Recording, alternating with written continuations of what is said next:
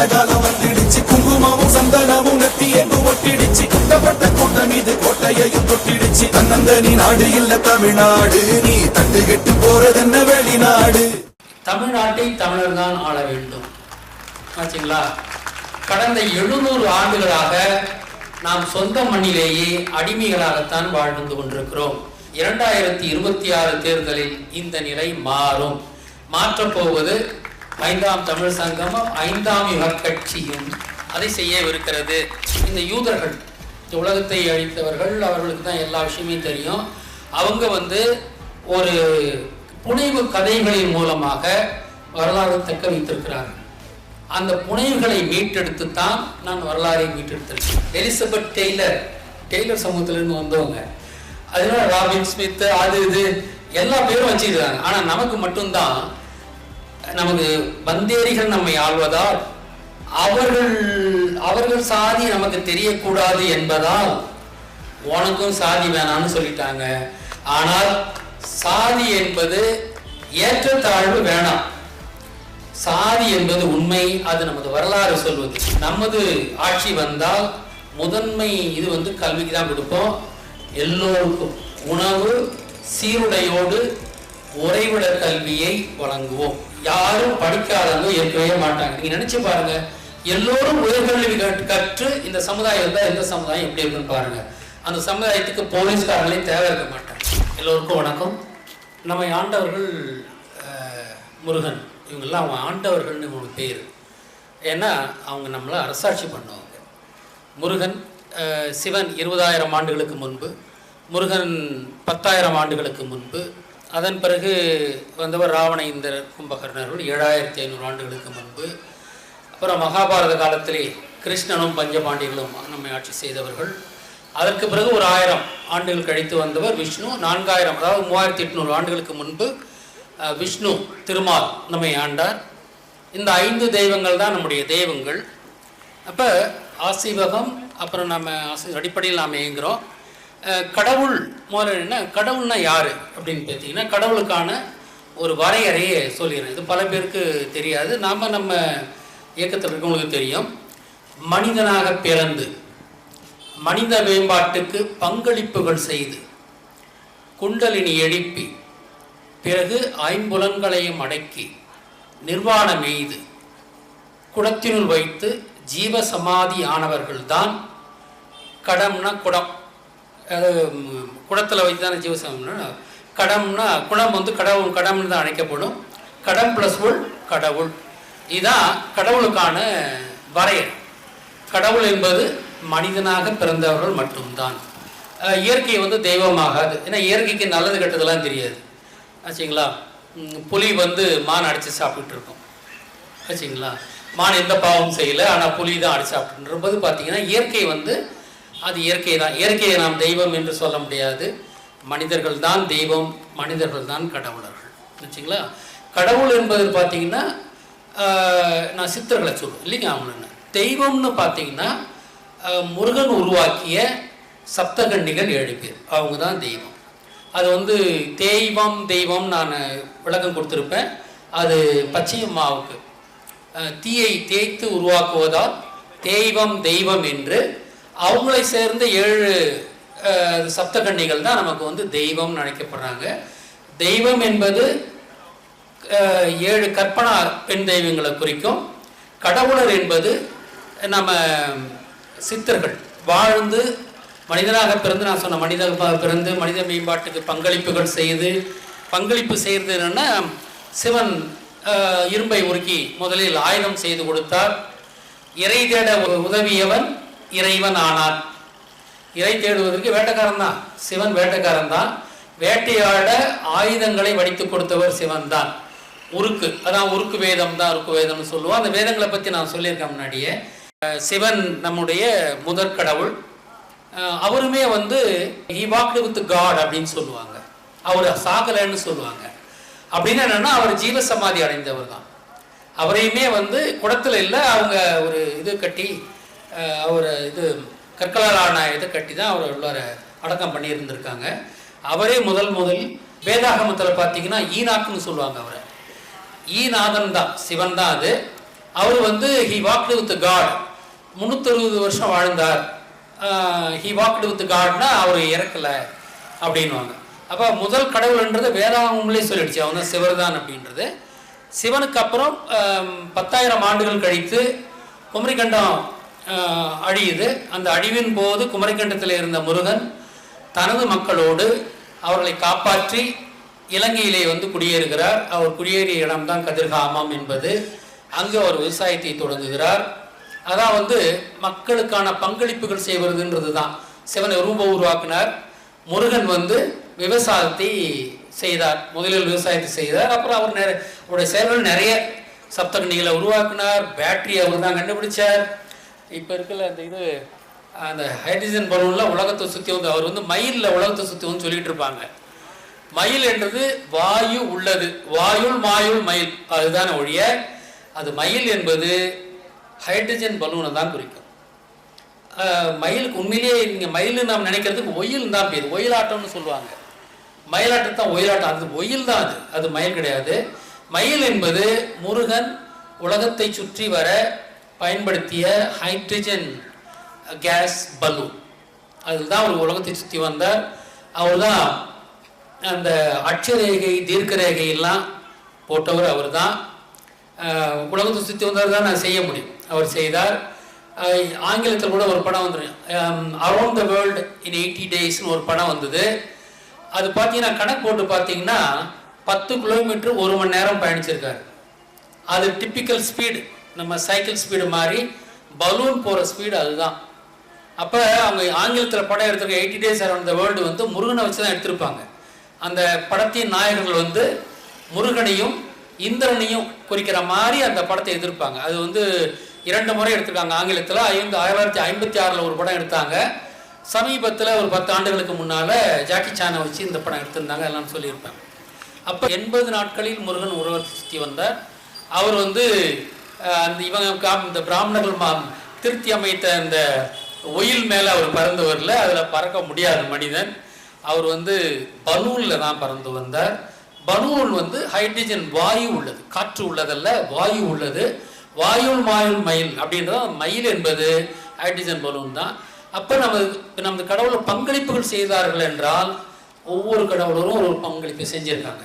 சிவன் இரும்பை உருக்கி மனிதனுக்கு வேட்டையாட வழி செய்து கொடுத்தார்.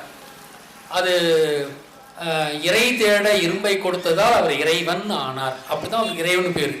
இறைவன் என்பது ஒருத்தர் தான் குறிக்கும், அது சிவன் மட்டும்தான். கடவுள் என்பது சிவன் உட்பட அனைத்தையும் குறிக்கும். கடவுள்னா கடத்திற்குள்ளாரே குடத்தினுள் வைத்து ஜீவசாபாதியானவர் தான் கடவுள் என்பது. அது எல்லாரையும் குறிக்கும், அது பொது பெயர் என்றது. அதுக்கப்புறம் நம்ம ஒவ்வொருத்தருமே பார்க்குறோம். வந்து முருகன் வந்து பல கண்டுபிடிப்புகளை செஞ்சிருக்கார். தமிழுக்கு வந்து அவர் 216 அந்த உயிர்மை எழுத்துக்களை வச்சது எப்படி வச்சதுன்னா, பூமியின் சுற்றளவை அவர் இப்படி தான் வரையறுக்கிறார். பூமியின் சுற்றளவை வந்து ஒரு நாளைக்கு மனிதன் விடுகின்ற மூச்சுகளின் எண்ணிக்கை 21,600 சராசரியா ஒரு மனிதன் விடுகின்ற மூச்சு. பூமியை சுற்றி காற்று உள்ளது, பூமி சுவாசிக்கிறது. அப்போ அதை அடிப்படையில் என்ன பண்ணார்னா, பூமியின் சுற்றளவை அவர் வந்து அதுதான் ஜீனியஸ்ன்னு சொல்றது. பூமியின் சுற்றளவு நீங்கள் வந்து இப்படி தான் இவர் டிஃபைன் பண்ணுறார். பூமியின் சுற்றளவு 21,600 மைல் அப்படின்னு முதல்ல முன்முடிவு செஞ்சுறார். நாம் விடுகின்ற மூச்சின் அடிப்படையிலே அதற்கு தகுந்த மாதிரி மைல்னா என்ன, அது எவ்வளோ மைல்னா, அவர் காலத்தில் 4 ஃபர்லாங் தான். இப்போ 8 ஃபர்லாங் வச்சுருக்கோம். முருகன் காலத்தில் 4 ஃபர்லாங் இருக்குது. ஃபர்லாங்ன்றது பல நாகம். நாகம் என்றால் 6 அடி. பல நாகம் தான் ஃபர்லாங், வேற ஒன்றும் கிடையாதுங்க வச்சுங்களா. இதில் கூட லாங்கு தான் லூங் ஆகுது. இதில் சைனாவில் லூங்குன்னா டிராகனுக்கு பேருங்க அப்படி.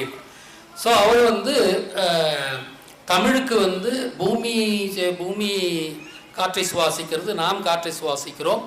அப்போ நம்முடைய எழுத்துக்களுக்கு 216 எழுத்துக்கள் என்று முருகன் முன்மொழிவு செய்து, அது வந்து 12 மெய் எழுத்துக்கள் 18 உயிர்மெய் எழுத்துக்கள் என்று 10,000 ஆண்டுகளுக்கு முன்பாகவே அவர் செய்கிறார்.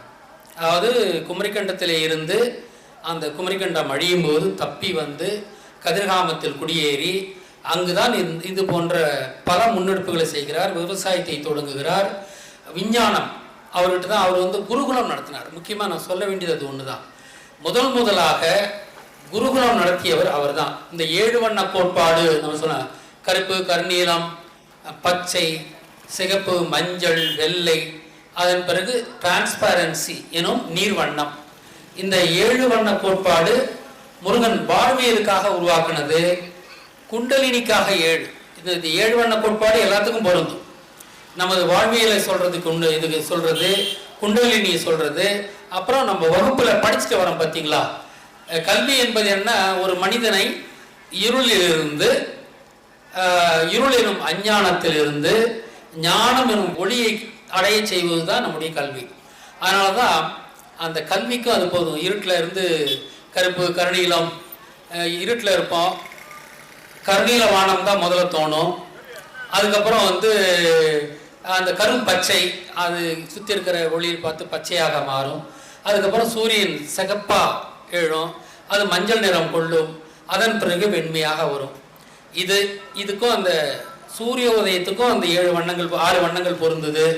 அப்புறம் நமக்கு உடலில் வந்து அந்த சக்கரங்கள் 7 குண்டலினிக்கு அது பொருந்தது. அதையேத்தான் அவர் குருகுலத்துக்கும் வச்சிருந்தார். 6 படிநிலைகள், ஒரு படிநிலைக்கு 3 ஆண்டுகள், 18 வருஷம். அந்த 18 வருஷ குருகுலத்தை, முருகன் செய்த குருகுலத்தை மீண்டும் தொடங்கி நடத்தியவர் கிருஷ்ணர். அந்த கிருஷ்ணர் தான் ஐயப்பன். அதனால்தான் ஐயப்பன் கோயிலுக்கு 18 படி இருக்கு. இப்பயும் நமது கல்வி 18 அடிப்படையில் தான் இருக்குது வச்சுங்களா. அந்த கல்வி முருகன் வகுத்து கொடுத்த கல்வி. அவர் வந்து அந்த முதல் குருகுலத்தை அவர் அமைக்கிறார். அந்த குருகுலம் வந்து ஆயிரக்கணக்கான மாணவர்களை கொண்டிருந்தது. நிறைய ஆய்வுகள் நமக்கு வந்து முருகன் காலத்திலேயே பல தான் பேட்டரி அவர் தான் கண்டுபிடிக்கிறார். அதாவது வேக்கம் டியூப் எலக்ட்ரானிக்ஸ் போன்றவை எல்லாம் அவர் முருகன் காலத்தில் வந்துருச்சு. எலக்ட்ரானிக்ஸ் வந்துருச்சு. அப்பயே கிராமஃபோன் நான் சொல்லியிருப்பேன். முருகன் தானே கிராமத்து காமம் என்ற அடிப்படையிலே கிராமத்தை உருவாக்கியவர் முருகன். அதனால தான் அந்த கிராமத்தில் இருந்த பிளேயர் தான் அந்த கிராமஃபோன் ரெக்கார்ட் பிளேயர் என்று கொண்டு வந்தது. அது மின்சாரம் இல்லாமல் இயங்கக்கூடிய ஒன்றை அவர் வடிவமைத்தார். அதன் பிறகு அவர் வந்து நிறைய இந்த மாதிரி விஞ்ஞான கண்டுபிடிப்பு ஏன் பண்ணார்னா, அவர் வந்து ஒரு யூனிவர்சிட்டி நடத்தினார், குருகுலம் நடத்தினார். உலகத்தில் முதலாக குருகுலம் நடத்திய அந்த மாண்பு, பெருமை அது முருகனுக்கு தான். அது நாமெல்லாம் அதனுடைய பயனாளிகளாக உலகத்துக்கு ஒளியை கொடுத்தவர் முருகன் தான். அப்புறம் நீங்கள் சொன்ன மாதிரி திருமணம் என்ற இது சிவன் காலத்திலேயே, நம்ம தம்பி சொன்ன மாதிரி, சந்திரன் சொன்ன மாதிரி, சிவன் காலத்திலேயே வந்து திருமணம் ஒருவனுக்கு ஒருத்தின்றதை வந்து சிவன் உருவாக்கிறாரு. ஒரு தாலின்ற இதை வந்து அவர் தான். ஏன்னா இப்போ காட்டு மிராண்டிகளாக வாழ்ந்தோம். நீங்கள் தாலியை சாதாரணமாக எண்ணிடாதீங்க. அன்று மனிதன் விலங்கினத்திலிருந்து மாறுபட்டு வாழ்கிறான் என்றால் அவன் காட்டு மிராண்டியாக இருந்தான். அப்பொழுது அதிகம் அவதிக்குள்ளானவர்கள் பெண்கள். அவங்களுக்கு ஒரு பாதுகாப்பு இல்லை. அதற்கு பிறகு தான் அது மாதிரி இந்த இது பாலியல் நோய்கள் அதெல்லாம் வரும். அந்த மாதிரி இருந்தது தான். பெண்களுக்கு பாதுகாப்பு இல்லை என்றதால் தான் சிவன் ஒருவனுக்கு ஒருத்தி என்ற கோட்பாட்டை கொண்டு வருகிறார். அப்போ அது வந்து என்னன்னா, அந்த காலத்தை கருத்து தான் அந்த தாலின்றது. தாள்னா வந்து பண ஓலை. அந்த தாலி பனைன்னு ஒன்று இருக்கும். தாலி பனைன்னு ஒரு பனை இருக்கு. அதில் வந்து இவளுக்குரியவள் அந்த காலகட்டத்தின் தேவை அது. அதான் தாள், பணந்தாளில் கட்டிருந்தால் தான் அதுக்கு தாலின்ற பேர் வருது. அது சிவன் கொண்டு வருகிறார். அதை வந்து முருகன் மேம்படுத்தி கொண்டு வராங்க. அது வந்து இப்போ அக்னி சாட்சியாக பண்ணுறதுலாம் முருகன் சாட்சியாக தான் நம்ம கல்யாணம் பண்ணிக்கிறோம். அப்போ இந்த திருமணம், இந்த இன்ஸ்டிடியூஷனை நம்ம தம்பி சொன்ன மாதிரி அந்த அருந்ததி நட்சத்திரம் வந்து ஒன்றை இன்னொன்று சுற்றுறது இல்லைங்க, ரெண்டும் ஒன்று சுற்றிக்கிட்டு இருக்கோம். அப்படி அதாவது சமத்துவத்தை முருகன் சொன்னார். அது நீங்கள் வந்து பார்த்தீங்கன்னா அந்த காலத்தில் வந்து ஆண்கள் தான் சித்த மரபை மேற்கொள்வார்கள். ஏன்னா அவன் வந்து காட்டுக்கெல்லாம் போயிடுவாங்க, அந்த மாதிரிலாம் இருப்பாங்கன்றதால பெண்களுக்கு அந்த வாய்ப்பு குறைவாக இருந்ததால தான் பெண்கள் வந்து மதிக்கப்பட மாட்டாங்க. நீங்கள் இப்படியே போயிட்டு இருந்ததுன்னா, ஆண்கள் மட்டும்தான் கடவுள் இருந்தாங்கன்னா பெண்களுக்கு மரியாதை இருந்தால், முருகன் ஒரு பெண்ணியவாதி என்பதால் சப்தகன்னிகளை உருவாக்கினார். அது வாழ்வியல் கோட்பாடாகவும் அது எல்லாத்துக்குமே சேர்த்து சப்தகன்னிகள் உருவாக்கினார். அப்படின்னா முருகன் வந்து ஒரு உண்மையிலேயே ஒரு கிரேட் மேன். ஒரு தமிழ் வந்து இப்போ முருகன் தான் தமிழ், தமிழ் தான் முருகன் ஆச்சுங்களா. கிருஷ்ணர் தான் தமிழ் வைக்கிறாரு, முருகனுக்கு அந்த தமிழ் தான். முருகன் தான் இந்த 12x18 கொண்டு வந்த ஒரு முருகன் தான். அப்போ தமிழை உருவாக்கியவர் முருகன் தான். இந்த எழுத்து முறை இப்போ நம்ம உருவாக்கியிருக்கோம். ஆனால் அவர் காலத்தில் இருந்த எழுத்து முறை சிந்துவெளி எழுத்து முறை. ஆனால் இந்த 12, 18, 216 அப்படியே வந்துருச்சுங்க. அந்த வடிவங்கள் வேற மாதிரி இருந்தது. சிந்துவெளி அந்த காலத்து வடிவமா 10,000 வருஷம் இருந்தீங்களா அது வந்தது. அதன் பிறகு நம்ம கொஞ்சம் கொஞ்சமாக அப்புறமேல் கிருஷ்ணன் காலத்தில் அந்த தமிழின்னு ஒன்று இருக்கும். தா வந்து லாம்டா மாதிரி போடுவோம். அப்படி தமிழின்ற ஒருத்தர் உங்களுக்கு பல பேருக்கு தெரிஞ்சிருக்கும். அதுதான் கிருஷ்ணன் காலத்தில் இருந்தது. திருக்குறள் எல்லாம் அதில் தான் எழுதப்பட்டது. இப்போ இருக்கிற எழுத்து முறையில் திருக்குறள் எழுதப்படலை. அது முழுமையான எழுத்து முறையாக இருந்தது. நம்முடைய எல்லாத்தையும் சொல்லக்கூடிய எழுத்து முறையாக இருந்தது. அந்த எழுத்தும் தமிழி என்ற எழுத்து முறையை நம்ம அந்த கல்வெட்டுலாம் பார்ப்போம்ல, பழைய காலத்து கல்வெட்டு, அது வந்து கிருஷ்ணன் காலத்தில் உருவானது தான். அது விஷ்ணு காலம் வரையும் அது தொடங்குது. அவர் தான் அந்த 3ஆம் தமிழ்ச்சங்கம் விஷ்ணு தான். முதல் தமிழ்ச்சங்கம் சிவன். அது குமரிக்கண்டம் அழியும் போது அந்த சங்கம் அழிகிறது. ஏன் இன்னொரு சங்கம் வரணும்னா அது காரணம் இதுதான். குமரிக்கண்டம் அழிகிறது 10,000 ஆண்டுகளுக்கு முன்பு. அப்போது அந்த சங்கம் கலைந்து விடுகிறது, அந்த கண்டினியூட்டி போயிடுது. அதிலிருந்து தப்பி வந்த முருகன் இலங்கையின் கதிராமத்திலே குடியேறுகிறார். அவர் இயன்ற பிறகு அந்த சங்கம் அழிந்துபட்டதால் புதிய சங்கத்தை உருவாக்குகிறார். அதுதான் 2ஆம் தமிழ்ச்சங்கத்தை உருவாக்கியவர் முருகன். அதன் பிறகு மகாபாரத போரினால் முக்கியமாக நம்ம சொல்ல வேண்டும். மகாபாரத போரினால், ஏன்னா ஒரு சங்கம் அழியணும்னா அது ஒரு முக்கியமான காரணம் இருக்கணும், இல்லாட்டி கண்டினியூட்டி இருந்துகிட்டே இருக்கும். மகாபாரத போரினால் 2ஆம் சங்கம் அழிந்துபடுகிறது. ஏன்னா அது பெரும்போர், மகாபோர் இல்லைங்களா. எல்லாருமே இன்னைக்கும் அந்த இதில் கூட ஒரு என்ன சொல்லியிருந்தேன்னா, அந்த போர் தோக்குறேன்னு சகுனி நினைக்கும் போது அவன் இதுக்கெல்லாம் யாரா காரணம் அப்படின்னும் போது பொதிகை மலை குருகுலத்தில் படித்த கிருஷ்ணன் தான். கிருஷ்ணனுக்கு சகுனிக்கு தானே சண்டை இல்லையா? அவங்க 2 பேர் தான் ரைவல்ஸ். நீ ஒன்னாவதான்டா எல்லாம் அப்படின்னு சொல்லிட்டு, நீ படிச்ச இடம் எங்க? பொதிகை மலை குருகுலம். நான் அதை அழிக்கிறேன்னு போயிட்டு அங்க போய் அந்த மாணவர்களை எல்லாம் கடுவேற்றி கொன்று ரொம்ப துவம்சம் பண்ணிடுறான் ஆச்சுங்களா. அதன் பிறகுதான் அந்த குருகுலம் கிருஷ்ணனின் முயற்சியின் மூலமாக, ஏன்னா அந்த இடத்துல தொடர்ந்து நடத்த முடியாது, அந்த நினைவுகள் அவ்வளவு மோசமானவை. ஏன்னா கொடூரம் நடந்த இடம் தான் அந்த. அதன் பிறகு அவர் சபரிமலைக்கு மாத்திரார் கிருஷ்ணர். இது நான் சொல்றது உண்மைன்றதுக்கு வந்து இந்த ஆதிக்க சக்திகள் பிராமணர்கள் அவங்க எல்லாம் என்னன்னா, நீங்கள் 2021ஆம் ஆண்டில் நான் விழியம் போட்டிருக்கேன். 2021 பொதிகை மலையில் இருந்த அகத்தியர் சிலை 2ஆக உடைக்கப்பட்டது.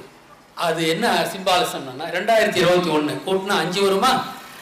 மகாபாரத காலத்திலே பொதிகை மலை குருகுலம் அழிக்கப்பட்டது என்பதை நினைவூட்டும் விதமாக அங்க இவரும் அகத்தியரும் லோகமுத்ராவும் இருந்த அந்த சிலையை 2ஆக உடைத்து போட்டார்கள். இப்ப திருப்பியும் வந்து இப்ப இதெல்லாம் கிரில் போட்டு உள்ளார வச்சிருக்காங்க, அங்க வச்சிருக்காங்க, திருப்பியும் இது பண்ணியிருக்காங்க. ஆனா நாங்கெல்லாம் எப்பயோ இருந்து போயிட்டு வந்துட்டு இருக்கேன். அந்த கல்யாண திருத்தத்தை எதிர்நோக்கி இருக்கோம், அதை அவங்க உடைச்சி போட்டாங்க. அப்போ அவங்க வரலாறை ரிப்பீட் பண்ணுறாங்க. நான் சொல்கிறதுலாம் இதுதான். அப்புறம் அசிவக தாய்மன் அவன் வந்து அவன் நெத்தியில் அந்த இது இருக்கும் இல்லையா, அதை கழட்டி போட்டுருவாங்க, நீ காலம்பூரா அலைஞ்சிக்கிட்டு இருக்கோம் அப்படின்றதுலாம் என்னென்னா, நமது கல்வியை ஒழிச்சிட்டாங்க, ஆனால் அந்த கல்வி அழிஞ்சிடல, ஆனால் அது கஷ்டத்துக்குள்ளாக இருக்குது. இதுதான் அவன் சொல்கிறான் சிம்பாலிசம். அதாவது அந்த அசோத்தாமனுடைய நெற்றிக்கண்ணை பிடிக்கிடுவாங்க இல்லைங்களா, பிடிங்கிடுவாங்கன்றது அவன் வந்து நீ சுற்றிக்கிட்டு இருப்ப அப்படின்றதெல்லாம் அவங்க சொன்னதெல்லாம் என்னென்னா, இது பொதிகை மலை குருகுலம் அழிக்கப்பட்டது ஆனால் கல்வி அழியவில்லை அப்படின்றது தான். அதன் பிறகு கிருஷ்ணர் என்ன பண்ணுறாருன்னா, அங்கே திரும்பி நடத்த முடியாது, அந்த இடம் பல துர்நிகழ்வுகள் அங்கே நடந்துக்கிட்டதால அவர் சபரிமலை கொண்டு போகிறாரு. சபரிமலையில் அவருடைய தமிழ்ச்சங்கம் நடந்துக்கிட்டு இருந்தது. அதுதான் இப்போ நாம் வந்து 18 படின்றது வந்து அந்த 18 ஆண்டு கல்வி முறை தான் அங்கே 18 படி. நாம் இப்போ வந்து அங்கே போகிறதுன்றதுலாம் வந்து நாம் அந்த கல்வியினுடைய நினைவு தான் நாம் வந்து அங்கே வந்து விரதம் இருந்து நாம் அங்கே போகிறதுன்றது, அதெல்லாம் வந்து அந்த வரலாறு தக்க வைக்கிறதுக்காக சில பேர் நாம் எடுத்து செஞ்சது தான். ஆக நமது கடவுளர்கள் சிவன் என்ன பண்ணாருன்னு பார்த்தோம். முருகன் அவர் மிகப்பெரிய பங்களிப்புகளை செஞ்சுருக்கார். எலக்ட்ரானிக்ஸு, அது இது இந்த கிராமஃபோன் அவர் தான் தயாரித்தது. உலகை சுற்றி வந்தவர் தான். தமிழுக்கு தமிழ் என்று தமிழுக்கு தமிழ் என்று பெயர் சூட்டியவர் கிருஷ்ணர். அவர் முருகனின் பெயரால் பெயர் சூட்டினார். முருகன் என்றால் தமிழ், தமிழ் என்றால் முருகன். அதை தமிழ்னு பெயர் சூட்டியவர் கிருஷ்ணர். இதுக்கெல்லாம் நான் ஆதாரம் நான் எடுத்துக்கிட்டு தான் சொல்லியிருக்கேன். இது நான் கற்பனாவாதம் இல்லை. ஏன்னா அவங்க இந்த யூதர்கள், இந்த உலகத்தை அழித்தவர்கள், அவர்களுக்கு தான் எல்லா விஷயமே தெரியும். அவங்க ஒரு இது புனைவு கதைகளின் மூலமாக வரலாறு தக்க வைத்திருக்கிறார்கள். அந்த புனைவுகளை மீட்டெடுத்து தான் நான் வரலாறை மீட்டெடுத்திருக்கிறேன். ஏன்னா அந்த வரலாறு அவங்க தக்க வைக்கிறாங்க. அவங்ககிட்ட அந்த ஒரு இது இருக்குது, முடிஞ்சா கண்டுபிடிச்சிக்கோ அப்படின்ட்டு. அதை ஒன்றையும் மீட்டெடுத்து தான் மிக துல்லியமாக நமது வரலாறு வந்திருக்கு. அப்போ நமக்கு இன்னும் அந்த பழைய கால அந்த வரலாற்று இது இன்னி வரைக்கும் இதுவாக இருக்குங்க. அதாவது இன்னி வரைக்கும் நமக்கு அந்த வரலாறு சொல்லக்கூடிய அடையாளங்கள் இருக்குது. அது ரொம்ப அவசியமாக இருக்குது. நான் எப்படி புதிய மலை எப்படி சொன்னனோ அதே போல் பார்த்தீங்கன்னா ராமாயணத்தில் அனுமார் ராமன் தோற்று அவங்க ராமன் ஜெயித்த மாதிரி ராவணேந்திரலாம் கொல்லப்பட்ட மாதிரி சொல்லி வச்சுருக்காங்க. அது உண்மை அல்ல. ராமன் கொல்லப்பட்டான், கழுத்தை அறுத்து கொல்லப்பட்டான், அதுதான் உண்மை. அதை ராவணேந்திரன் தான் வெற்றி பெற்றார்கள். அதுக்கு என்ன ஒரு ஆதாரம்னா, மாருத்தானியான ஒரு நாடு இருக்கு. இதில் சகாரா பாலைவனத்தில் போரில் தோற்றவர்கள் பாலைவனம் ஓடுவார்கள். ஏன்னா வேற எந்த நாட்டிலையும் போக முடியாது. ஏன்னா இது ஒரு படை. அந்த போரில் போகும்போது அத்தனை பேரும் போகும்போது எந்த நாட்டிலையும் உள்ளார விட மாட்டாங்க. அதனாலதான் மகாபாரத போரில் தோற்று போனவங்க அரேபிய பாலைவனத்திலே குடியேறினார்கள். துபாய், தூவாய், தமிழகத்திலிருந்து உமிழப்பட்டவர்கள் உள்ளே நுழைந்த இடம் வாய், அதான் துபாய் ஆச்சுங்களா. இங்கிருந்து உமிழப்பட்டவர்கள் அகதிகளாக சென்றவர்கள், மகாபாரத போரில் தோற்று அகதிகளாக சென்றவர்கள் துபாயில் தான் முதலில் குடியேறினார்கள். அங்கிருந்து அரேபிய பாலைவனத்தை ஏற்றுக்கொண்டார்கள். அதுக்கு முன்னால் ராமாயண காலத்தில் போனவங்க மாருத்தானியா, மாலி, மொராக்கோ, எகிப்து நாடுகள் போன எகிப்து. அங்கே ராமாயண காலத்தில் ராமாயணத்தில் தோற்றவர்கள் அங்கே போய் குடியேறினார்கள். மகாபாரத காலத்தில் தோற்றவர்கள் சுமேரியாவுக்கும் போயிருக்காங்க, சுமேரிய பகுதிகளுக்கும் போயிருக்காங்க. அவங்க அரேபிய பாலைவனத்தில் குடியேறினார்கள். அவர்களுடைய பின்களிலிருந்து தான் நமக்கு இஸ்லாம் என்ற ஒரு இதுவும் வந்திருக்கு. அப்போ அந்த இரண்டு பொருளை பற்றி சொல்லிட்டேன். அதன் பிறகு மகாபாரத போரில் பாண்டியர்கள் வெற்றி பெறுகிறார்கள், கௌரவர்கள் வீழ்கிறார்கள். அதன் பிறகு 1000 ஆண்டுகள் கழித்து அப்போதுதான் கிருஷ்ணனே அந்த நான் சொன்னேன்ல அந்த தமிழ் எழுத்து முறையை அந்த தமிழி இந்த எழுத்து முறையை கிருஷ்ணன் தொடங்கி விட்டார். அதை மேலும் சீர்திருத்தி கொடுத்தவர் நமது விஷ்ணு. அவர் தான் 3ஆம் தமிழ்ச்சங்கம்னு சொல்றது. 3ஆம் தமிழ்ச்சங்கம் இந்த 3 தமிழ்ச்சங்கம் தான் நான் கரெக்டாக காரணம் நம்ம நந்தினி படம். அது 3 தமிழ்ச்சங்களை குறித்த ஒரு உருவகப்படம். அது அந்த மாடு சிவனை குறிக்கும், முதல் தமிழ்ச்சங்கம். பின்னால் இருக்க அந்த மயில் தோகை முருகனை குறிக்கும், 2ஆம் தமிழ்ச்சங்கம். அந்த மாட்டுக்கு இருக்கிற இறக்க இருக்கு இல்லைங்க, இங்கே பார்க்குறீங்க நந்தினியின் இது, அது விஷ்ணுவை குறிக்கும். விஷ்ணு தானே பருந்து அவருடைய அடையாளம். அதனால் அது 3 தமிழ்ச்சங்களை குறித்த இந்த இதுதான். இதையெல்லாம் நான் ஒரு வரலாறை மீட்டெடுக்கும் போது ஒரு இன்சிடெண்ட்டை மட்டும் கலவிடாது. நாம் கொண்டு வர வரலாறு பல விஷயங்களையும் டீகோட் பண்ணுற மாதிரி இருக்கணும், எல்லாத்தையும் விளக்குற மாதிரி இருக்கணும்.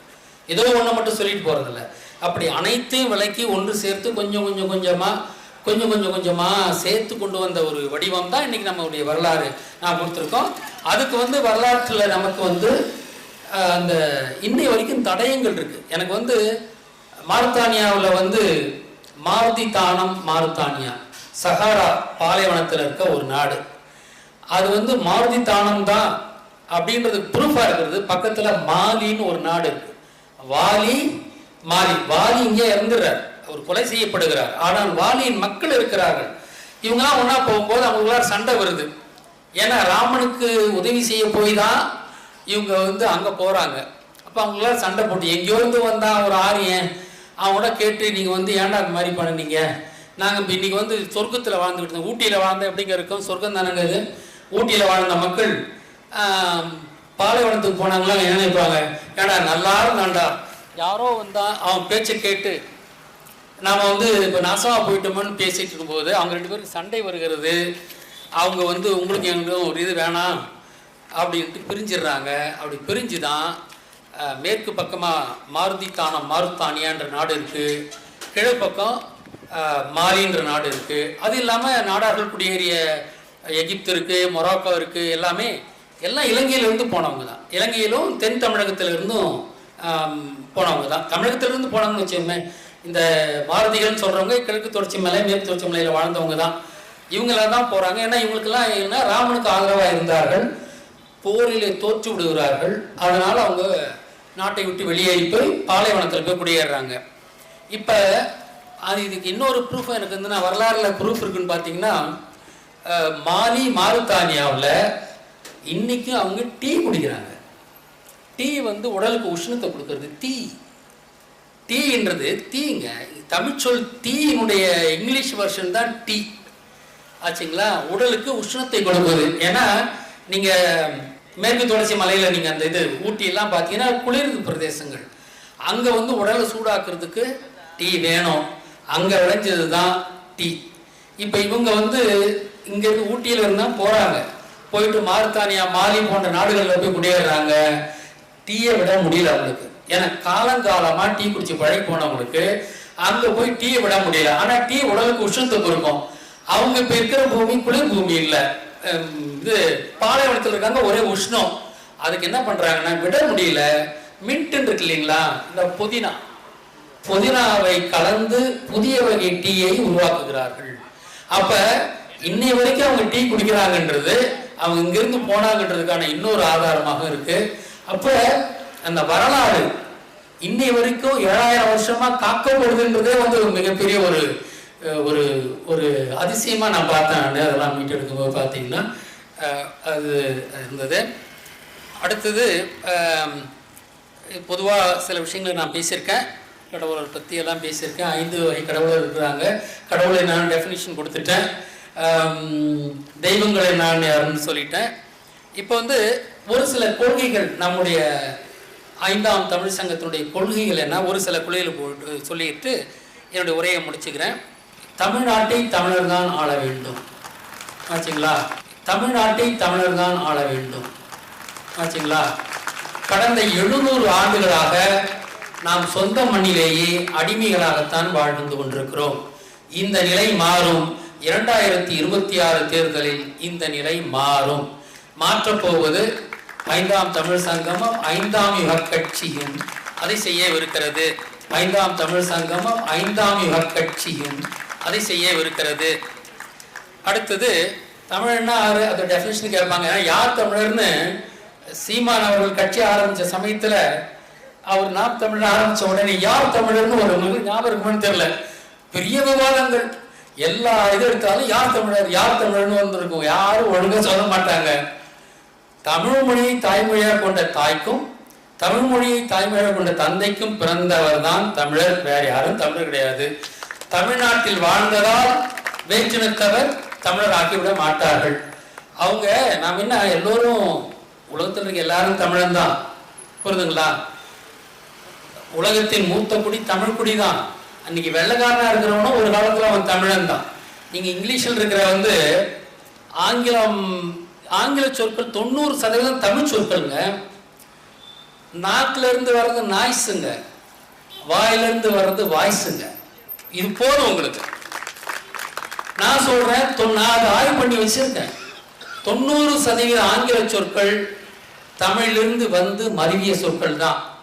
அதை நிறைய ஆய்வு பண்ணியிருக்கேன். நான் பல இது விடயங்களில் போட்டிருக்கேன். இது ஒன்று உங்களுக்கு போதும். நாக்குல இருந்து வர்றது நாய்ஸு, வாயிலிருந்து வர்ற வாய்ஸு. அப்ப இங்கிலீஷ் யாருது? நம்மளுது தான் ஆச்சுங்களா. ஆக உலக மொழிகள் எல்லாத்துலேயுமே தமிழ் இருக்குங்க. எந்த மொழி, இப்போ ஜெர்மன் பேசுகிற விதம் அந்த குளிர்ல பேசுறதால நமக்கு புரியாது. ஆனால் ஜெர்மன் தெரிஞ்ச ஒருத்தருக்கு தெரியும், அதற்கு நிறைய வார்த்தைகள் தமிழ் வார்த்தைகள். ஜெர்மனியில் அரக்கோணம்னு ஒரு இடம் இருக்குங்க, அது போன வாக்கில் இருக்கும் அந்த இடம். இதை வந்து என்னுடைய நண்பர் ஸ்லோவைக்கியாவிலிருந்து வந்தார்ல, மாரக் ஜான்ற ஒரு நண்பர், அவர் சொல்றார், இங்கே நாங்கள் அவரை டூர் கூட்டு போகிறோம். அவருக்கு வந்து 2 தடவை வந்திருக்கார். தனியாக ஒருத்தர் வந்திருந்தார். அப்போ குடும்பத்தையும் கூப்பிட்டு வந்து ஒரு நான் சுற்றி காட்டினேன். 2 தடவையும் 1 மாதம் நான் தமிழ்நாட்டை பூரா சுற்றி காமிச்சேன். அவர் வந்து அரக்கோணம் போகிறோம், அந்த போர்டை பார்த்துட்டு இங்கிலீஷ் எழுதியிருக்காங்கல்ல, தமிழ் இங்கிலீஷ் எழுதியிருக்காங்கல்ல, அதை ஃபோட்டோ எடுத்தால் உடனே அவங்க ஆளுங்களாம் அனுப்பி வைக்கிறாரு. இங்கே ஒரு அரக்கோணம் இருக்குது அப்படின்ட்டு. ஏன்னா ஜெர்மனியில் ஒரு அரக்கோணம் இருக்குங்க ஆச்சுங்களா. அப்போ இது ஜெர்மான்றது வந்து அது வந்து மலையேறிகளை குறிக்கிற பேர் தான். அது ஏர்வான் சேர்வான் ஜெர்மான் என்று ஒரு மலையேறிகளை குறிக்கிற ஒரு பேர் தான். அப்போ உலகத்தில் நிறைய இது வந்து அந்த டைனாஸ்டியில் இங்கிருந்து போனவங்க தான். தமிழ் தான் உலகத்தினுடைய மூத்த மொழி. இதிலிருந்து மறி வந்தாங்க சொல்ல, நாட்டில் இருந்து வர்றது நாய்ஸு, வாயிலிருந்து வர்றது வாய்ஸ். இங்கிலீஷ் நான் சொன்னேன்னா, எனக்கு பிரெஞ்சு தெரிஞ்சிருந்ததுன்னா, எனக்கு ஜெர்மன் தெரிஞ்சதுன்னா எவ்வளவோ இதை நான் சொல்லியிருக்க முடியும். இந்த மொழியிலிருந்து, இந்த ஒரு மொழியிலிருந்து தான்.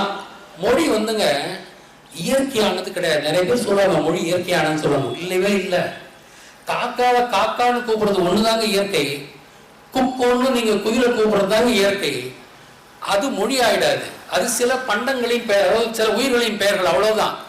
ஆனால் மொழி முற்றிலும் செயற்கையானது. இந்த சொல் இந்த இதுக்கு என்ன இது இங்கிலீஷ்ல பேப்பர், இதுல தமிழ்ல தாள், வெண்தாள், இந்த பேர்லாம் எப்படிங்க வர்றது? நீங்க வந்து காக்காவுக்கு பேர் வச்சிடலாம். இந்த மாதிரி அசையாமல் இருக்கிறதுக்கு நான் எப்படி பேர் வைப்பேன்? அதுதான் சிவன் முதலாக சிவன் முதல் சமைச்சாங்கன்னு என்னன்னா, பொருள்களுக்கு பேர் வைக்கிறது எப்படின்னு சொன்னவர் அவர் தான் ஆச்சுங்களா. நான் முன்னால் கூட சொல்லிட்டு இருக்கேன். அவர் வந்து இது வேட்டையாட வாள் செஞ்சாரு. அந்த வாள் வளையவாக இருந்தது. அவங்க அப்படித்தான் செஞ்சிருக்கிறாங்க. அதுக்கப்புறம் பேர் வைக்கிறதுன்னு பார்க்கும்போது நாய் வள்ளுன்னு கத்துது. அதனுடைய வாலும் ரவுண்டா இருக்கு, அதுக்கு வால் ரவுண்டா இருக்கு, அது வள்ளுன்னு கத்துது. அதை வச்சு அதுக்கு வந்து வால் மென்மையா பேர் வச்சுட்டாரு. இது வாள், அந்த வள்ளின லகரத்தை போட்டு இதுக்கு வாள்னு பேர் வச்சாரு. இதுவும் அவங்க செய்த வாள் அப்படிதான் இருந்தது. ஸோ அப்படித்தான் சொற்களை எப்படி உருவாக்குனாங்கன்றது அதெல்லாம் நம்ம நிறைய பழைய விடியங்களை நிறைய போட்டிருக்கோம். அதெல்லாம் தொடர்ந்து ஆயக்கூடிய ஒன்று தான். நம்ம ஒரு பெரிய எட்டிமாலஜி டிக்ஷனரி ஒன்று போடணும். ஒவ்வொரு சொல்லும் எப்படி வந்ததுன்னு பார்க்கறதுக்கு. நான் ஆரம்பத்தை தெரிஞ்சுட்டோம். நாங்கள் அது மேற்கொண்டு செய்யணும். பாவாணர் ஐயா கொஞ்சம் செஞ்சார், நாமளும் கொஞ்சம் செஞ்சுருக்கோம். அதை மேற்கொண்டு தொடர்ந்து செய்யணும். ஒவ்வொரு சொல்லும் எப்படி உருவாக்குன்னு நம்ம கொண்டு வரணும். அது வந்து அது நம்முடைய ஒரு இனத்தினுடைய இதுவாக கொண்டு வரணும். ஒவ்வொரு சொல்லும் எப்படி வந்தது அப்படின்னு கொண்டு வரணும். நம்ம தொடக்கத்தை செஞ்சுருக்கோம், அதை மேற்கொண்டு செய்வோம். சரி, அடுத்தது இப்போ திருப்பி இதுக்கு வந்துடுறேன். தமிழ்நாட்டை தமிழர் தான் ஆள வேண்டும். இப்போது நாம் ஆளுபவர்கள் வேற்று மனிதர். அந்த நிலையை மாற வேண்டும். அடுத்த தேர்தலில் அதை மாற்றுவோம். ஏன்னா இது வரைக்கும் இந்த மாதிரி யாரும் பேசுனதில்லை. சொந்த மண்ணிலேயே அடிமையாக இருக்கிறோம் என்று யாரும் இது வரைக்கும் பேசுனதில்லை. இந்த தேர்தலில் தான் நாம் பேச போகிறோம். இனி தமிழ்நாட்டை தமிழர் தான் ஆள வேண்டும், மற்றவர் ஆளக்கூடாது அப்படின்றது நம்முடைய கொள்கை. அடுத்தது அவங்க தமிழர்கள் அவங்க வந்து ஜாதிகள் இல்லைன்னு பாரதியார் விட பார்த்தாரு. அவருக்கு விவரம் தெரியல பாவம். திராவிடத்தினுடைய இது அந்த தாக்கத்தால் அவர் சொல்லியிருப்பாரு. ஆனால் சாதிகள் தான் ஒரு இதனுடைய அடையாளம் என்பது ஆச்சுங்களா. நம்ம அவங்கெல்லாம் பேசும்போது இப்படி சொல்றாங்கல்ல, அது வந்து டெய்லர்னு கூப்பிடுதுன்னா எலிசபெத் டெய்லர் உலகத்தினுடைய பியூட்டி குவீன், ஒரு பெரிய ஒரு நடிகை. அவங்க எலிசபெத் டெய்லருங்க, டெய்லர் சமூகத்திலிருந்து வந்தவங்க. அதனால ராபின் ஸ்மித் அது இது எல்லா பேரும் வச்சுக்கிறாங்க. ஆனால் நமக்கு மட்டும்தான், நமக்கு வந்தேரிகள் நம்மை ஆள்வதால் அவர்கள் சாதி நமக்கு தெரியக்கூடாது என்பதால் உனக்கும் சாதி வேணாம்னு சொல்லிட்டாங்க. ஆனால் சாதி என்பது ஏற்றத்தாழ்வு வேணாம். சாதி என்பது உண்மை, அது நமது வரலாறு சொல்வது ஆச்சுங்களா. ஒன்று வந்து திணைக்குடிகள்னு ஒன்று இருக்கு, பறையர் திணைக்குடி, மீனவர் திணைக்குடின்னு வரும். அது மாதிரி தொழில் கொடி ஆச்சுங்களா. தொழில் கொடினா நீங்கள் வந்து இது ஆசாரி, அவர் வந்து ஆசாரி வேலை செய்கிறார் அப்படிதான். மல்லர்னா அவங்க வந்து விவசாயம் செய்வாங்க. அது மல் என்றால் கருப்பு, விவசாயம் கருப்பாக இருப்பாங்க. அது வந்து இலங்கையில், தமிழ்நாட்டில் கள்ளர் வந்து விவசாய குடிகள் சரிங்களா. தஞ்சாவூர் பகுதியில் அங்கெல்லாம் வாழ்றவங்க தங்கச்சி அவங்க அதிகம். அவங்களும் நிலத்துல வெயிலில் உழைச்சதால கருப்பாயிட்டாங்க. அவன் தமிழ்நாட்டில் தான் தமிழுக்கு எவ்வளோ இருக்கு பாருங்க. வரலாறு அப்படிங்கிற அவன் மல்ல நாம கள்ள, என்ன ரெண்டு ஒன்றுன்னு சொல்லக்கூடாது, வரலாறு சொல்லாது.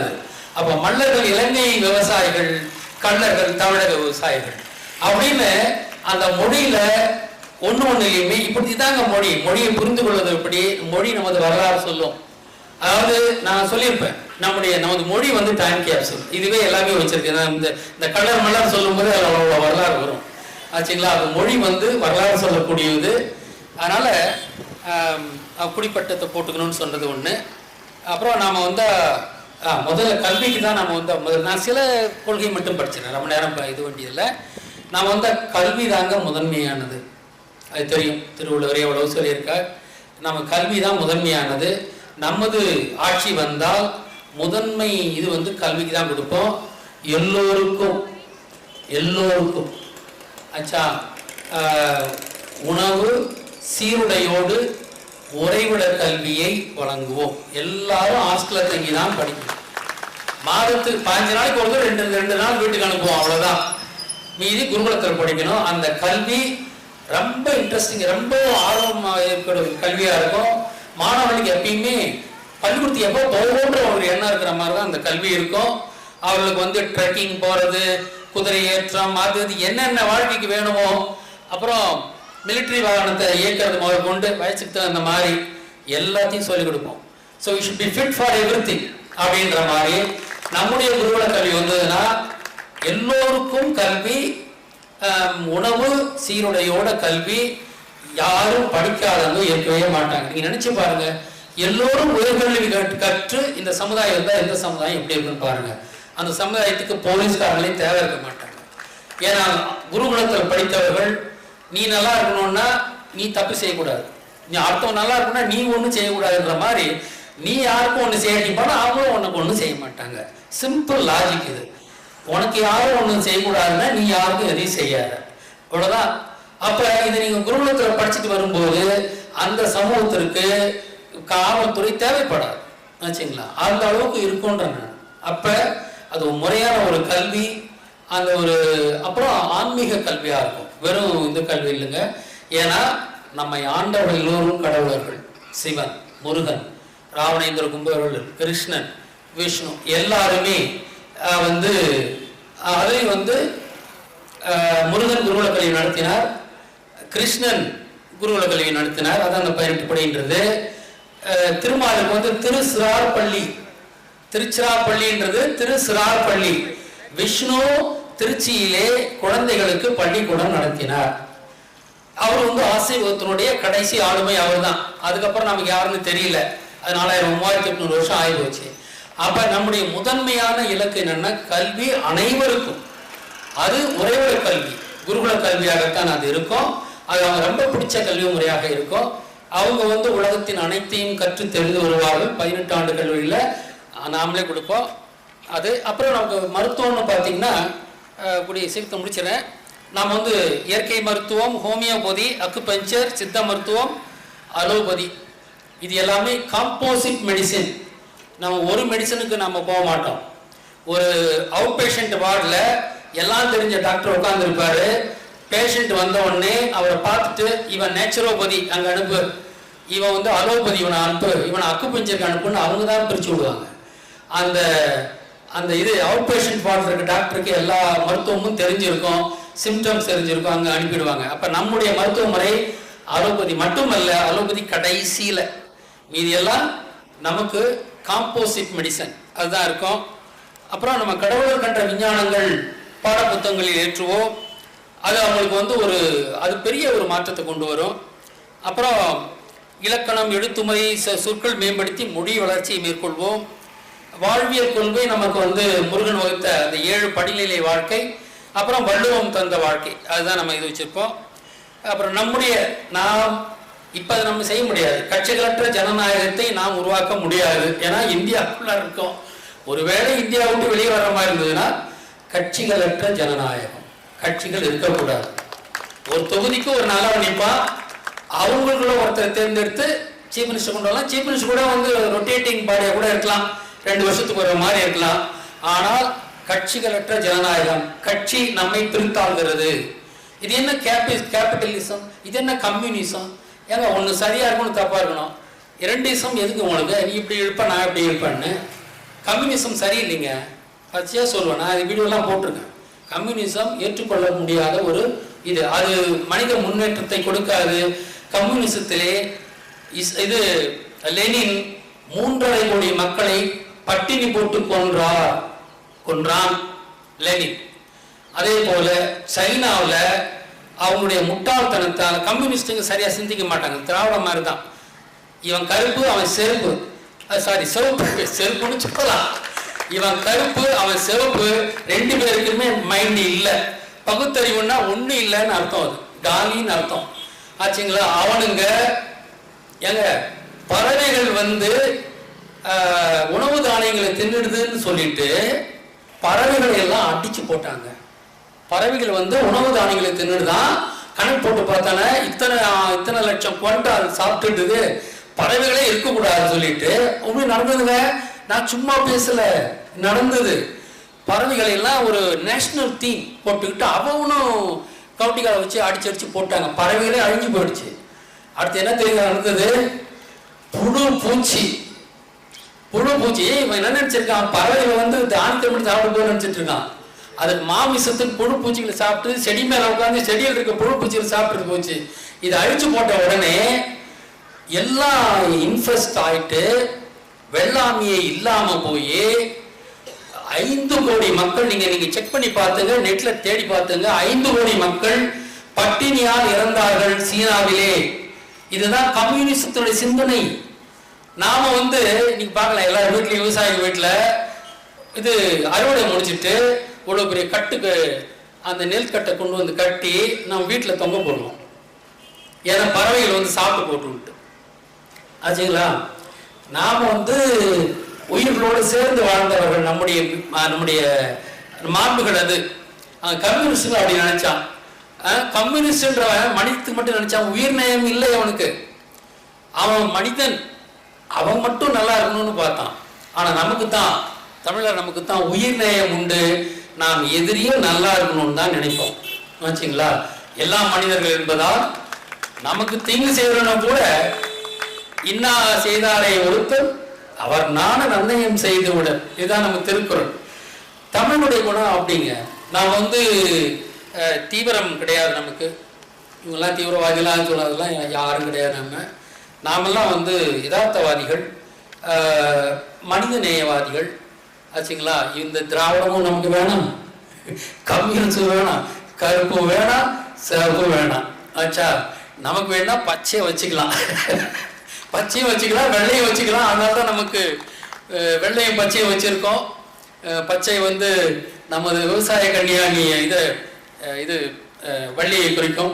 வெண்மை என்பது ஞானத்தை குறித்து சரஸ்வதியை குறிக்கும். அதுதான் நம்முடைய உடையா வைத்திருக்கிறோம் வச்சுங்களா. ஆக நம்முடைய ஆன்மீகம் என்பது உயிர்நேயம் கொண்ட ஆன்மீகம். அதை நாம் ரொம்ப பெருமைப்படணும். நீங்கள் இந்த மாதிரியான ஒரு இன்னைக்கு இவர் அவங்க பேச சொன்ன மாதிரி தான் உலகத்தில் இருக்க அத்தனை சமயங்களும் தமிழரை தழுவித்தான் உள்ளது. நீங்க ஒரு சின்ன எக்ஸாம்பிள் சொன்னோம்னா, இதுல 12 அப்போஸ்தலர்கள் இருந்தாங்க கிறிஸ்துக்கு. அவங்க அப்படிலாம் யாரும் கிடையாது. அப்படியே நம்ம 12 ஆழ்வார்களை கொண்டு போயிட்டு 12 அப்போஸ்தலர்கள் கொண்டு வச்சுட்டாங்க. நேரேட்டிவ் ஸ்டோரி சொல்றதுக்கு தான். கிறிஸ்டியானிட்டியே அது ஒரு பெருசா காமிக்கிறதுக்கு 12 அப்போஸ்தலர்கள் நம்ம 12 ஆழ்வார்களை கொண்டு போய் தான் நான் வீடியோ போட்டிருக்கேன். நான் ஆய்வு பண்ணி அது யாரு எதாவது குறிக்கும் நான் போட்டிருக்கேன். எல்லாம் நம்மகிட்ட இருந்தாங்க காப்பி அடிச்சது. நான் சொன்னேன், அது யாசித்திகள் எப்படி நம்ம இது வச்சிருக்காங்களோ எல்லாருமே நம்முடைய ஆன்மீகத்தான் இது பண்றங்க. தென் அமெரிக்காவில், மெசோ அமெரிக்காவில் விட நம்ம சாமி தான் கும்பிட்டு இருக்கிறாங்க ஆச்சுங்களா. அங்க இருக்கிறது இட்ஸாம்னா அந்த மாதிரி இந்த இது பச்சைக்குட்டின்னா யாரு? முருகன் தான். பச்சைக்குட்டி சவுத் அமெரிக்கன் காடுங்க. அது பச்சைக்குட்டி, அது நம்ம முருகன் தான். அது இங்க இருக்கிற ஆன்மீகம் தான் உலகம் பூரா போய் மாயனை பத்தி நான் நிறைய சொல்றேன். மாயில சாக்குன்ற இது மூக்கு பெருசா இருக்கும். அது இந்திரனை குறிக்கும். யானை மேல உட்காந்துருப்பாங்க இந்திரன். இந்திரனுக்கு யானை தும்பிக்கையை வச்சுட்டு அங்க சாக்குன்னு கூப்பிடுறான். இது சாக்குன்னா சக்கரத்தை வச்சுதான் சாக்குன்னு அங்க. அப்ப இந்த நமது ஆன்மீகம் தான், நம்ம கடவுள்ன்ற கோட்பாடு நம்மகிட்ட தான் வந்துச்சு. உலகம் பூரா பிறந்த சமயங்களும் நம்மகிட்ட இருந்து போன சமயங்கள் தான். அந்த கிறிஸ்டியானிட்டி நான் சொன்னது, அந்த 12 அப்போஸ்தலர் அது எல்லாமே அது இதுதான். அங்கே கூட பார்த்தீங்கன்னா கிறிஸ்து பிறக்கும் போது அந்த 3 பேரும் ஞானிகள் போனாங்க. அவங்க வந்து ஸ்டாரை பார்த்துக்கிட்டு போனாங்க. அந்த ஸ்டார்ன்றது வந்து எகிப்து பிரமிடுக்கு மேலே இருக்கிற அந்த 3 சிவனோட பெல்ட் ஸ்டார் தான் திருவாதிரை நட்சத்திரம். அதை பார்த்துக்கிட்டு தான் ஜீசஸை பார்க்கறதுக்கு போகிறாங்க. ஏன்னா திருவாதிரை நட்சத்திரத்தை வச்சு தான் பிரமிடு கட்டியிருப்பாங்க. அந்த திருவாதிரை நட்சத்திரம் கட்டித்தான் எகிப்து பிரமிடு கட்டியிருப்பாங்க. அது சிவனை வச்சு தான். அதனால தான் தொழுவம் என்பது வந்து காளை மாடு இருக்கும் இல்லைங்களா. அங்கே இந்த ஸ்பிங்ஸ்ன்றது காளை மாடு தாங்க, சிங்கம் கிடையாது. அது ஸ்பிங்ஸ் இருக்குல்ல, எஜிப்சியன் ஸ்பிங்ஸ் காளை மாடு. அதுக்கு மேலே இதெல்லாம் போட்டுறாங்களே ஒழிய காளை மாடு தான் அது. ஆக இங்கே நம்முடைய தமிழரின் ஆன்மீகம் பல முறைகளில் இப்போ உங்களாம் சொன்ன மாதிரி ஏஞ்சல்ஸ்ன்றது அவங்க அந்த ஆப்ரஹாம் மதங்கள் எல்லாத்துலேயுமே இருக்குது. இஸ்லாத்தில் இருக்குது, ஜுடாயிஸில் இருக்குது, கிறிஸ்டியானிட்டியில் இருக்குது. எல்லாத்துலேயுமே ஏஞ்சல் இருக்குது வச்சுக்கலாம். அந்த ஏஞ்சல்ன்றது நம்ம சப்த கன்னிகள் தான். இதுதான் அங்கே ஏஞ்சலாக போயிருக்கு. அப்போ உலகத்துக்கு ஆன்மீகத்தை கொடுத்தவர்கள் நாம் தான். அதனால் இவ்வளவு பெருமைகள் கொண்ட குடிகள் நாம்.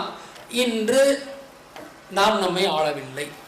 முக்கியமாக நாம் தெரிஞ்சு கொண்ட விஷயம் தான், நாம் வந்து சொந்த மண்ணிலேயே அடிமைகளாக வாழ்ந்து கொண்டுள்ளோம். இது இந்த 26 வருகின்ற அந்த தேர்தலில் 2-3 நாள் தான் இருக்குது இந்த வருஷம் வர்றதுக்கு. இன்னும் நான் பாசிட்டிவான ஒரு செய்தி சொல்லிடுறேன். 2-3 வருடங்களாகவே நான் சொல்லிட்டு இருக்கேன், 26 வாக்கில் யூதன் விடுவான் தமிழர் நடுவர் அப்படின்னு சொல்லிட்டே இருந்தேன். நான் 3 வருஷமா சொல்லிட்டு இருக்கேன். நம்ம வகுப்புலலாம் நான் சொல்லிட்டு இருக்கேன். ஆனா ஒரு 6 மாதங்களுக்கு முன்னால இஸ்ரேல் யூதன் விழுவான், அது நடந்துருச்சு. அடுத்தது இப்ப என்ன, தமிழர் எழுவர், அதுதான் நடக்க வேண்டியது. நாம் எழுவது என்பது நமது ஆட்சியை நாம் கைப்பற்றுவது. இப்போ நம்ம பிரச்சாரம் பண்ண போது என்னன்னா, நம்மை ஆள்பவர்கள் தமிழர்கள் அல்ல, தமிழன் தான் தமிழ்நாட்டை ஆள வேண்டும் வந்தா வர தேர்தலில் மிகப்பெரிய ஒரு மாற்றம் வர காத்திருக்கிறது. அந்த மாற்றத்தை 5ஆம் சங்கம் 5ஆம் யுக கட்சியும் கை கொள்ள வேண்டும். நாம் வந்தாதான். ஏன்னா வரலாற்று ஆராய்ச்சி நாம தான் பண்ணியிருக்கோம், ஆன்மீக ஆய்வுகளை நாம தான் பண்ணியிருக்கோம், மற்ற அனைத்து ஆய்வுகளையும் நான் பண்ணியிருக்கோம். 2 வருஷம் நம்ம வகுப்படுத்திருக்கோன்ற எல்லாருக்கும் தெரியும். அனைத்து துறைகளையும் நாணயம் மேற்கொண்டு காகித பணம் வேணான்னு நாம தான் சொன்னோம் இல்லைங்களா. காகித பணம்ன்றது அவ்வளோ பெரிய இது, அது யூதர்கள் கொண்டு வந்தது. நாமெல்லாம் இன்னைக்கு ஏழையா வாழ்றதுக்கு காகித பணம் தாங்க காரணம். எவன் அச்சடிக்கிறான், எத்தனை குத்துறான்னு தெரியுங்களா. காப்பர் சில்வர் கோல்டு இருந்ததுன்னா அதை எதை ஃபேக் பண்ண முடியுங்களா. இது உலோக நாணயங்கள் இருந்தா யாரும் ஃபேக் பண்ண முடியாது. அது வேணா கலப்படம் வேணா கொஞ்சம் கிடக்கலாம், ஆனா அது முழுசா ஏமாற்ற முடியாது. ஆனால் காகிதத்தை யார் வேணாலும் அச்சடிக்கலாம். அவன் எவ்வளவு அச்சடிக்கிறான், எவ்வளவு உங்களுக்கு கொடுக்குறான். உங்களுக்கு பொருள் எல்லாம் விலை விற்கும். நிலம் பார்த்தீங்கன்னா 10 லட்சம் 20 லட்சம் இருக்கும்னா அந்த இன்ஃப்ளேஷன் எப்படி வருது. ஏன் சில பேர்கிட்ட பணம் இருக்கலாம்ல, எப்படி லூட் அடிச்ச பணம் அவங்க வாங்கலாம்ல. காகித பணத்தை உலகில் கொண்டு வந்தவன் யூதன். அந்த வரலாறே இருக்கு, அதெல்லாம் சொல்றதுக்கு இப்ப நேரம் இல்லை. அது இங்கிலாந்து யூதர்கள் தான் கொண்டு வந்தாங்க. அது ஏமாத்துறதுக்கு கொண்டு வந்தது தான் அது. காகித நாம் வந்தோம்னா காகித பணம் இருக்காது. நாம் அதுக்கான முயற்சிகளை செய்வோம். இது நாணயம் தான், காப்பர் சில்வர் கோல்டு, இது 3 மட்டும்தான் இருக்கும். இதுல நீங்க யாரும் ஃபோர்ஜரி பண்ண முடியாது, ஏமாற்ற முடியாது. நாணயம் ஏமாற்ற முடிஞ்சுதான் அப்பதான் உங்களுக்கு இன்ஃப்ளேஷன் வருது, ஏழ்மை வருது. அதை திருட்டுத்தனம் பண்ற நல்லா வாழ்ந்துகிட்டு இருப்பான். ஆனா நாணயம், அதாவது உலோக நாணயம் வந்துருச்சுன்னா யாரும் அதை ஃபேக் பண்ணவே முடியாது, பொய் நாணயத்தை கொண்டு வர முடியாது. அப்பதான் பொருளாதாரம் உழைத்தவன் கையில் இருக்கும். இல்லாட்டி போனா உழைக்கிறவனை சுரண்டவன் கையில தான் அந்த கள்ள நோட்டு இருக்கும், அவன் தான் வச்சுக்கிட்டு இருப்பான். அதனால இப்ப இருக்கிற நல்ல நோட்டையே நான் நல்ல நோட்டுன்னு சொல்ல மாட்டேன், ஏன்னா அது உருவான விதம் அப்படி. அதனால நாம நிறைய மாற்றங்கள் கொண்டு வரணும். நாம் முக்கியமான ஒரு மாற்றம் என்பது நாணயமா தான் இருக்கணும், அது காகித பணமாக இருக்கக்கூடாது. அப்ப இருந்தாதான் எக்ஸ்ப்ளாய்டேஷன் இல்லாம எல்லோருடைய பணமும் எல்லோருக்கிட்டையும் இருக்கும். அதனால இந்த பெரும் மாற்றங்களை நான் நான் 2002 பொட்டாஸ் சட்டம் வந்ததிலிருந்து தான் அதுவரை என் தொழிலை பார்த்து கொண்டிருந்தனால் இல்லை அது வேணான்னு சொல்லிட்டு நான் அது வரைக்கும் நான் ஒரு பிஹெச்டி பண்ணியிருக்கேன் இந்தியன் சொசைட்டி பெங்களூரில். அங்கே பண்ணிவிட்டு அங்கேயே வந்து வெளிநாடு போகக்கூடாது, இந்தியாவில் படிச்சுட்டு நான் டாலர் கிடைக்குதுன்னு வெளிநாடு போகக்கூடாதுன்னு சொல்லிட்டு ஒரு பிரின்சிபிள்டு ஸ்டாண்ட் எடுத்து நான் இங்கே என்ன பண்ணலாம் அப்படிங்கும் போது எல்லாரும் படிச்சுட்டு வாத்தியாரா மட்டும் போகாம தொழில் செய்யலாம்னு சொல்லிட்டு நான் வந்து இம்போர்ட் சப்ஸ்டியூட், வெளிநாட்டிலிருந்து வாங்குகின்ற எந்திரங்களுக்கு மாற்றாக இந்தியாவிலேயே நான் தயாரித்து கொடுக்கிறேன் என்று அந்த துறையில நான் இறங்கி என்னுடைய இதை நடத்திக்கிட்டு இருந்தேன். அப்படித்தான் நான் வந்து தொழிலுக்கு வந்தேன். அதன் பிறகு அதை நடத்திட்டு இருக்கும்போது தான் 2002 பொட்டாவில் அரெஸ்ட் பண்ணாங்க. ஈழத்தமிழர்களுக்கு ஆதரவாக இருந்தார்கள் என்ற ஒரே காரணத்தால் பொய் கேஸ் போட்டு பொட்டாவில் அரெஸ்ட் பண்ணாங்க. அன்னைக்கு நான் முடிவெடுத்தேன், நான் ஏன் பெங்களூர்ல இருக்கணும், நான் திரும்பி தமிழ்நாட்டுக்கு வந்தேன்ட்டு அங்கேருந்து 2003 தமிழ்நாட்டுக்கு வந்தேன். அது 2ஆம் மகாபாரத போகிற 2003 ஜூன் மாதம் 8ஆம் தேதி வந்தேன். 2003 கூட்டிங்கன்னா 5 வரும். ஜூன் மாதம் 6ன்னா சகுனியை குறிக்கும், 8ன்னா கிருஷ்ணன் குறிக்கும். மகாபாரத்தை குறிக்கிற ஒரு நாளில் தான் நான் இங்கே வந்து இறங்கியிருக்கிறேன். ஏன்னா அந்த நாளை ஞாபகம் வச்சுட்டேன். 2003 ஜூன் 8ஆம் தேதி வந்தேன். ஜூன் 8ஆம் தேதி வந்தேன். ஏன்னா நான் வந்தது சும்மா வரல. I came with a mission to liberate Tamil people. அப்படிதான் நான் வரேன். அப்போ எனக்கு அந்த டேட் எனக்கு மறக்கல. அப்போ எனக்கு அந்த டேட் என்னன்னு தெரியாதுங்க. அப்போ எனக்கு தெரியாது. இப்போ நான் பார்த்தீங்கன்னா மகாபாரத்தை 5 குறிக்குது, சகுனி 6 குறிக்குது, கிருஷ்ண 8 குறிக்கிறார். அந்த தேதியில் தான் நான் வந்து இறங்கியிருக்கேன். 2ஆம் மகாபாரத்தை நடத்துவதற்காக பாண்டவர்களின் பாண்டியர் வந்திருக்கு. அதுதான் இங்க வந்து நமக்கு வந்து திராவிடத்துக்கு ஒரு அமைப்பு இருந்தது, பிராமணர்களுக்கு RSS இருந்துச்சு, தமிழனுக்கு ஒண்ணுமே இல்லை, ஒரு அமைப்பே கிடையாது. தமிழ்நாட்டில் திராவிடம் இருக்கு, ஆனா தமிழர்களுக்கு என்று ஒரு இனவியல் அமைப்பு இல்லைன்னு கண்டு அதனால்தான் 5ஆம் தமிழர் சங்கம் என்று ஆரம்பித்து, அது எப்படி வந்ததுன்னு தெரியும் நம்மளுக்கு கரெக்டா 5 தான். இது 5ஆம் யுகத்திலே, அது இன்னொன்று யுகமும் 5 அமைஞ்சு போயிடுச்சு.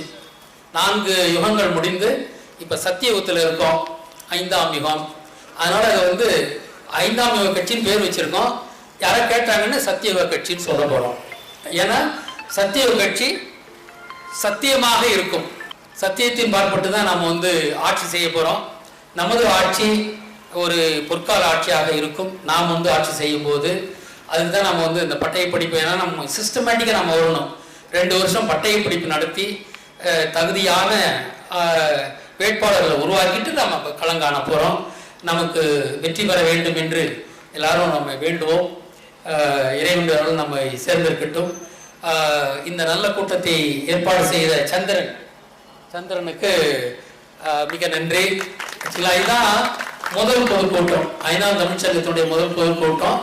இது நம்முடைய அறிமுக கூட்டமா அமைச்சுக்கிறோம். இதுபேர் இந்த தொடர்ந்து பொதுக்கூட்டங்கள் போன நான் சொல்லிட்டு இருந்தேன் தம்பிக்கிட்ட, இனிமே நம்ம பொதுக்கூட்டங்கள் போட ஆரம்பிச்சோம்னு. பட்டமளிப்பு விழா நம்ம வர்ற 11ஆம் தேதி வச்சிருக்கேன், ஜனவரி. அதை தொடர்ந்து பொதுக்கூட்டங்கள் தான் தமிழ்நாடு பூரா நம்ம இது பண்ணி அடுத்த தேர்தலில் களம் காண போகிறோம். நாம் வெற்றி அடைய எத்தனை முயற்சி செய்வோம் அத்தனையும் இடைவிடாது செய்து வெற்றி பெறுவோம். நமது ஆட்சி அமைப்போம், ஒரு பொற்கால ஆட்சியை கொண்டு வருவோம், ஒரு நல்லாட்சியை கொண்டு வருவோம் என்று சொல்லி எனக்கு வாய்ப்பளித்தமைக்கு நன்றி சொல்லி விடைபெறுகிறேன். வணக்கம்.